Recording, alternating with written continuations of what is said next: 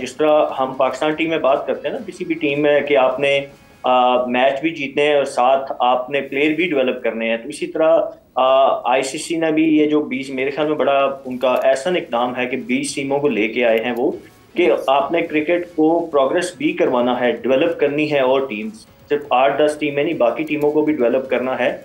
तो अब आप अफगानिस्तान को देखें, 5-6 साल 7 साल की उनकी प्रोग्रेस, अब वो कहाँ से कहाँ आ गए हैं। बांग्लादेश, उससे पहले एक नाम था कि बांग्लादेशी क्रिकेट कहाँ से शुरू हुई, तो फिर आप देखें कि एटलीस्ट उन्होंने अपने मुल्क में हर बड़ी टीम को हरा के दिखाया है। तो ऐसी टीमें करती हैं।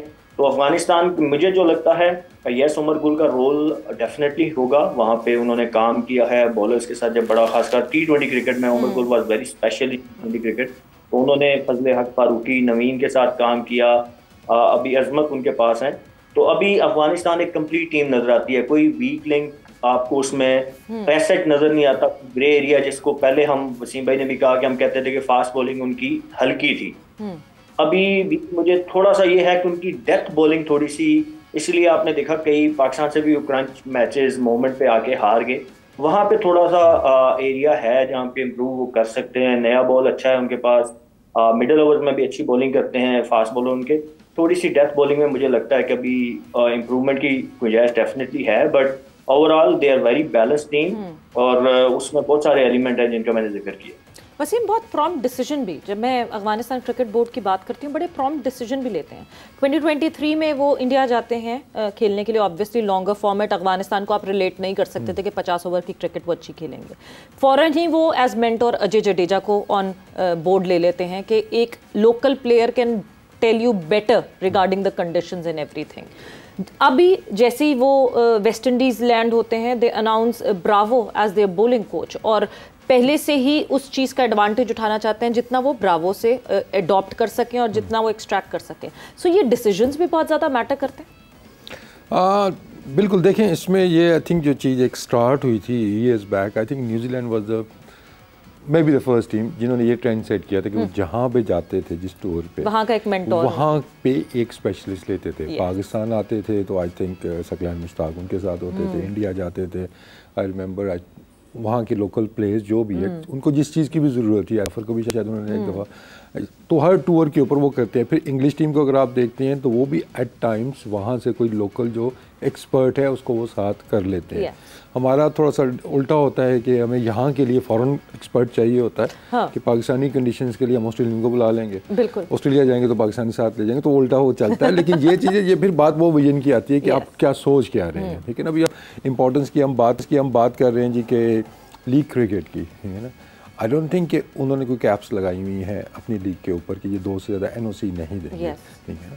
तो हमने कैप्स लगाई हुई हैं, तो बात विजन की होती है और थोड़ी सी वर्किंग की होती है।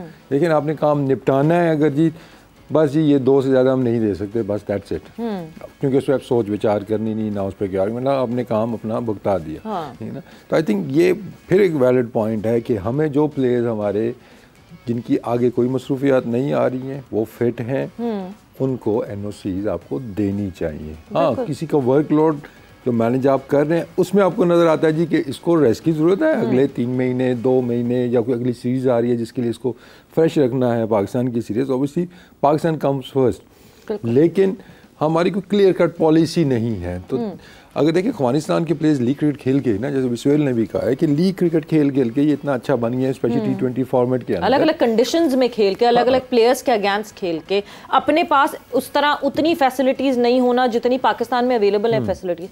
हम अभी भी अपनी फैसिलिटीज़ को रोते हैं, आप किसी अफगानिस्तान के क्रिकेटर को रोते हुए नहीं देखेंगे। देखें, जो आपके पास है उसको यूटिलाइज तो आपने करना है, ठीक है ना।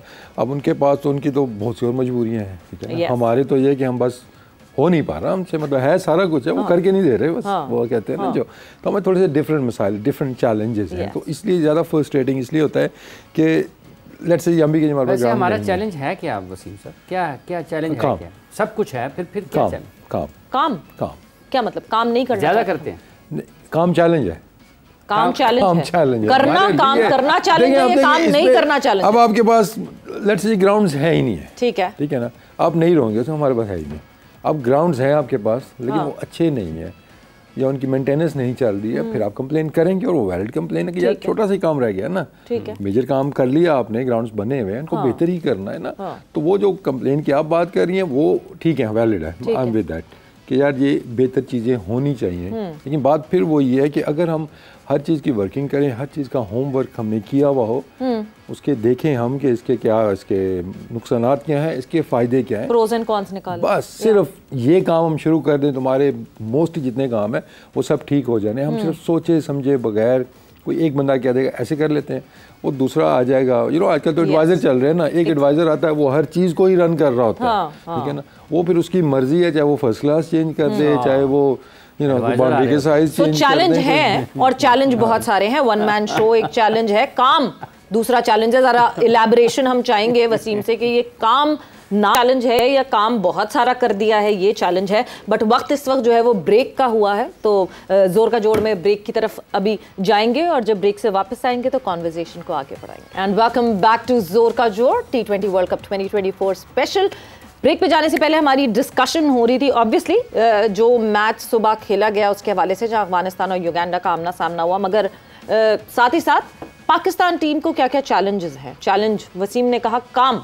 वसीम, काम करना चैलेंज है या बहुत सारा काम कर लेते हैं हम तो थक जाते हैं? देखिए मैं स्पेसिफिकली टीम की बात नहीं करता, ओवरऑल हम क्रिकेट की बात कर रहे हैं कि बहुत सी इसमें चीज़ें बेहतर हो सकती हैं। ये बात हो रही थी ना कि एक विजन की, या आपका ना होमवर्क होता है हर काम करने से पहले, एट टाइम्स हम वो लैक करते हैं, ठीक है ना। कि हमने डोमेस्टिक क्रिकेट करानी है तो क्या कराना है, उसके अंदर क्या अचीव करना है। कंसिस्टेंसी भी कहेंगे इसको हम, कंसिस्टेंसी भी तो लैक करते हैं। मतलब आप थे, आपने एक प्लान बनाया, आपने एक सेटअप किया, या इससे पहले वसीम खान थे, वसीम खान ने एक 5 साल का प्लान बनाया और प्रेस कॉन्फ्रेंस में पहला सवाल मैंने ही उनसे पूछा कि आप 5 साल तक खुद रहेंगे कि नहीं रहेंगे। तो इनकंसिस्टेंसी भी एक चैलेंज है। सबसे बड़ा मसला तो यही है। अब उसमें देखिए चेंज तो कुछ लोग ही होते हैं ऊपर, ठीक है ना, या नीचे आएंगे तो मेरे जैसे चेंज हो जाएंगे, बाकी तो आपका वो ही रहते हैं, तो वो लोग तो उधर ही है ना। तो आई थिंक उनमें थोड़ा सा लैक करते हैं कि उनको शायद वो बेहतर तरीके से प्रेजेंट चीज़ नहीं कर सकते कि ये अच्छे काम हो रहे हैं, इनको हमने कंटिन्यू रखना है रिगार्डलेस के कौन है कौन नहीं है। एक चीज़ वो हम लैक करते हैं कि कोई भी फिर एक आध बंदे पे नजर करम जिस पे हो जाती है, फिर वही सारा शो रन करता है आपका। पिछले बोर्ड में मैंने देखा अभी भी कुछ ऐसी चीज़ें नज़र आ रही हैं। तो आई थिंक जो लोग अरसा दराज से लगे हुए हैं, मतलब वो 25-30 साल उनको हो गए हैं, तो आई थिंक उनको थोड़ा सा स्टेप अप करना चाहिए कि भाई ये डायरेक्शन हमारी अच्छी थी, इस पर हमें चलना चाहिए, इस पर हमें कॉम्प्रोमाइज़ नहीं करना चाहिए just for the sake of कि चेंज हमने करना है कि ये पहले वाले करके गए थे। क्योंकि आप लोग तो उधर ही हो ना, सिर्फ आपके चेयरमैन चेंज हो रहे हैं या कुछ लोग चेंज हो रहे हैं। चाहे आपकी डोमेस्टिक क्रिकेट है, चाहे आपकी इंटरनेशनल स्टेप अप नहीं करते वसीम कोई भी। क्योंकि हारून रशीद साहब हमारे शो पे आए थे, उनसे हमने डायरेक्टली यही बात पूछी थी कि जिस वक्त डोमेस्टिक की 16 टीमें खेलती थी उस वक्त भी आप थे इन दैट प्रोसेस। उसके बाद फिर जब डोमेस्टिक की 6 टीमें हुई तब भी आप थे। अब जब डोमेस्टिक की 6 से वापस 16-18 टीमें हो रही हैं तो तब भी आप हैं। तो where do you stand as your stance? So he said obviously I would stand at the point जहाँ मेरी ऑर्गेनाइजेशन खड़ी होगी। नहीं देखिए फिर बात वही है ना कि एक तो जब राइट बंदा राइट जॉब पे आपकी होगा, ठीक है, अगर आपकी डोमेस्टिक का कोई हेड है तो ही इज़ द हेड, मतलब उसी ने रन करना है ना उसको, तो उसका कंसिस्टेंट होना ज़रूरी है, उसका स्टेप अप करना ज़रूरी है। कि मैं अभी एक आर्टिकल भी पढ़ रहा था कि अभी शायद 5 टीमों के आइडिया पे आ गई थी कि 5 टीमें रेक्टेंगुलर खेलेंगी। वो क्रिकेट बेहतर करने के लिए, इसका मतलब क्या हुआ? क्या मतलब हुआ? आपने 6 से जो 26 टीमें या 20 टीमें की हैं, that means that was a mistake.